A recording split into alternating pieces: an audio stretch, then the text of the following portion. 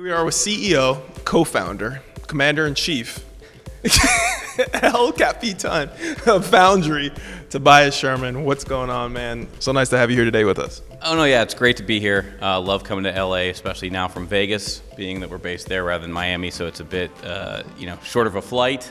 And it's great to be here and sort of celebrating esports and hearing a lot of people from around the industry just get together and sort of trade ideas. And it's funny, I think a lot of the deals that you see come to fruition are probably done here in the green room on the side in between panels at some of these things. But, XLive's always a fun one, so. Yeah, it's been pretty amazing, man. I think we've all appreciated kind of your efforts in the space and what you've been grinding out over the years. I think it goes unsaid that you do a lot and certainly hustle a lot, man. And I think we're all excited to hear, hey, you're in the publisher space now. What's going on in Vegas? Yeah, the publisher space is an interesting space right now. It's one that I think, almost through no fault of their own, sort of ignored esports for the longest time. It was something that they had to do, not necessarily something they wanted to do. And certainly we saw that with the community around games like StarCraft, and they kept the competitive edge alive, and even Counter-Strike to an extent before we saw Valve and really get more involved in sort of propping up a lot of the events and helping with establishing the majors and such. But we're in a spot where a lot of the corporate types and publishers are looking at going, we've got a vertical that can make money here. We should probably pay attention to this. And I think as a publisher ourselves, we're there now to say, okay, well, we need to do right by the culture. We need to do right by the media rights and as well as most importantly, the players and the fans. And I think a lot of times those last two, the players and the fans, are going to start to get overlooked a little bit, and we need to make sure that doesn't happen. We also need to make sure that the history of esports is preserved and not sort of whitewashed into this whole new media spin, because I think that we could potentially be witnessing a bubble otherwise. And when people get sick of spending money and get sick of the burn, especially investors we see coming in now, they start to say, well, maybe this esports thing wasn't what we thought it was, and we all know that's not the case. The good news is the guardians at the gate are the community, and they always shine. So before that ever has a chance, I think, to occur, there are our fail-safe and our backstop against that. But look, being a publisher is one part of Foundry IV. It's certainly not all that we are. I think when you look at esports and competitive gaming, the market today requires a more robust solution than just making games. So it's official. Tobias Sherman is in the business of making a game. A few, yeah. A few. All right. What does that look like? Are we talking MOBAs? Are we talking Battle Royale? Yeah, I mean, look, it's funny. We were joking a little bit on social. It's like you look at PUBG, and certainly we saw it early on in games like Fortnite, of course, which was a little more cartoony, maybe a little more acceptable to sponsors. And it's like in my head, I hear every other publisher going, we need a battle royale mode right away, and I think that's where we have almost, a third mover advantage, fourth mover advantage, where we can survey the market and see what trends are sort of just flavor of the month and what actually are intriguing that you can build, a robust game around, a team around, players around, players that can unionize for themselves and ensure that they have a career for a long time. Those are the components that we look at that are long lasting. So for us, it is interesting to see, the different genres. I think, our first two titles, yes, we will be in the mobile space for sure. And then we are looking at a mixed genre title. And I think that the real estate is available to pull it off. For those older gamers that can harken back to Blades of Steel, there's some really great moments in those early Nintendo games, these sort of gems where, Blades of Steel was a hockey game in case, you don't know.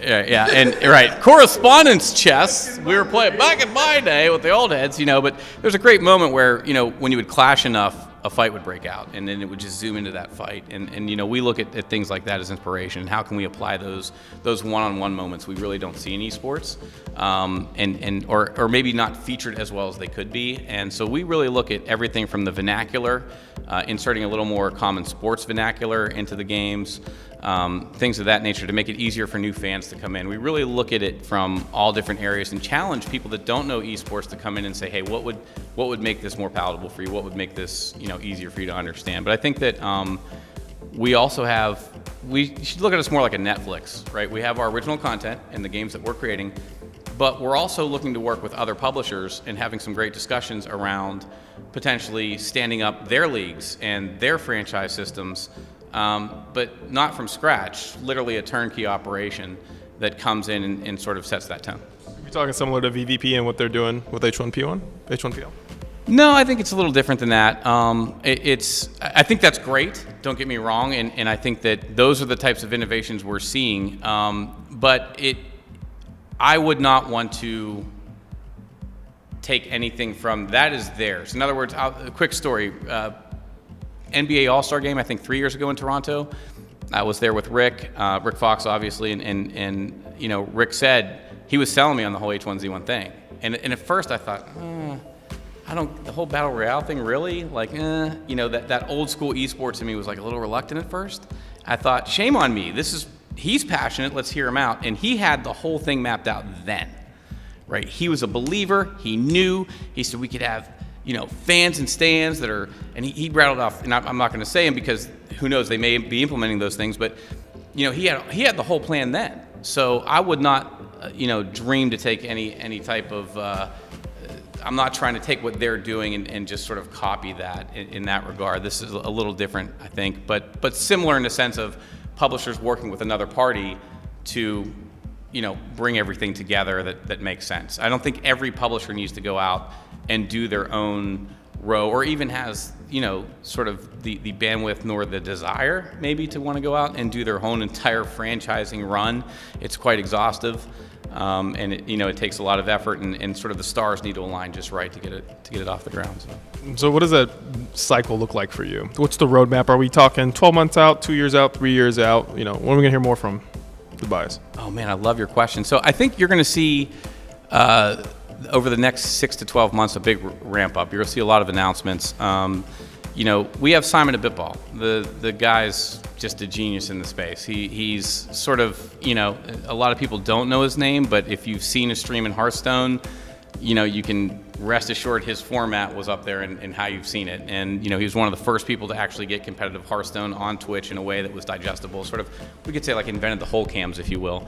And just, you know, he's been an innovator. I get a lot of credit for innovation in the space, but it's only because of Simon and his ability to really dream these things up. And so, you know, I think next 6 to 12 months, you'll see a few different products coming out that aren't necessarily on the consumer end for purchase, but more on the B2B end, just making sense of the space and ensuring that there's value. We like to say, you know, Foundry IV, we're forging value, whether people like it or not.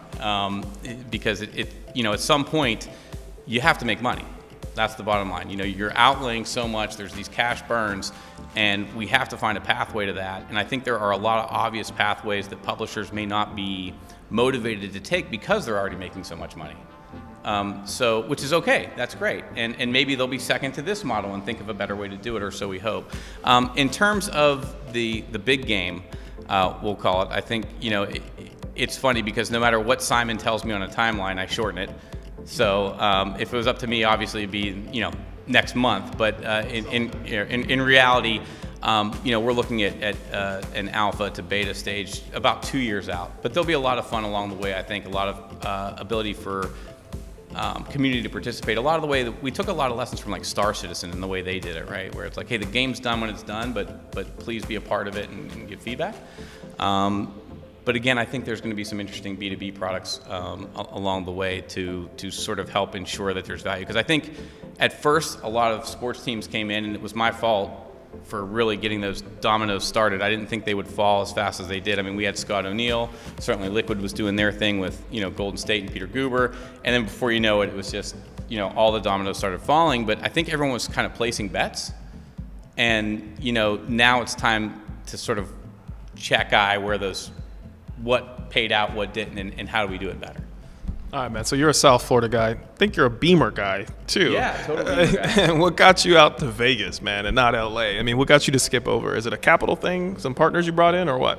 Well, so we couldn't ask for a better partner than MGM. I mean, obviously, I think they are the leaders in entertainment. When you go to Vegas, all of their properties are the best. You've got, in my opinion anyway, you've got Bellagio, Aria, MGM itself, Luxor now with the esports. You got, you know, they just have such a robust offering for everybody. and this isn't a commercial for them, it really is the way I feel. I've always been sort of enamored with Vegas. And, for us to have them as our lead investor and primary partner, it was very important because they bring components that nobody else can bring. As a publisher, now we have access to not just the gaming side of it, but also we can scale. I mean, they've got so many different venues that you can utilize and that other publishers can utilize. So, from that standpoint, it was great. Now, good question on the South Florida. Coming from South Florida, I'm either flying to New York or LA all the time. If I say, hey, you want to do a meeting? Sure. You want to come to Vegas? We'll take care, put you up at the MGM, and twist my arm a little more. So it's a lot easier to stay put and get meetings into Vegas, right? It's a 40-minute flight from LA. So I told you I'd be candid with you, right? So I can't complain. I think Vegas is wonderful. It's a wonderful city. Again, MGM being the leaders in entertainment, they're going to be the leaders in esports as well, and stuff they do with us and stuff they do on their own, and with partners that participate with them. So that's what got me there. I think they made a lot of moves. You mentioned one of their properties, Aria. I know what ESP Gaming and Jeff's doing over there with them, building out their studio space. Luxor, we know what's going on with ESA. They're making a lot of big moves. Do you fit into a greater arching esport, ecosystem plan for MGM? What do you think there?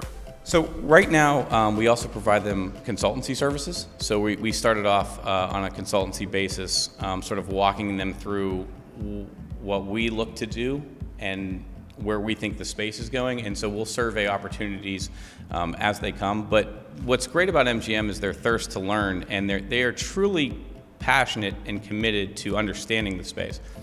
So, I mean, you've got guys over there, Neil and Sid and Lavelle and all of the senior leadership that's behind this, and Rick Arpin, who's really just been blazing the trail. So when you start to mention those things, it's no surprise because they put a commitment to the time to learn it. And so I think, it's collectively getting all of our heads together and just saying, okay, well, what will make sense in this city, what wouldn't? And also, I think more importantly, where can we experiment and push the envelope a little bit? And, where can we go ahead and do some things that nobody's seen before? And those are going to take a little bit more time, certainly. But, I think that MGM is poised and positioned to pull all those things off. I mean, they've already got the VR experience at Level Up Bar. They're, like you were mentioning, a lot of the other different things that they have. But, whether it's a convention, a publisher that wants to do a finals there, or their own, new initiatives, they look at all of it.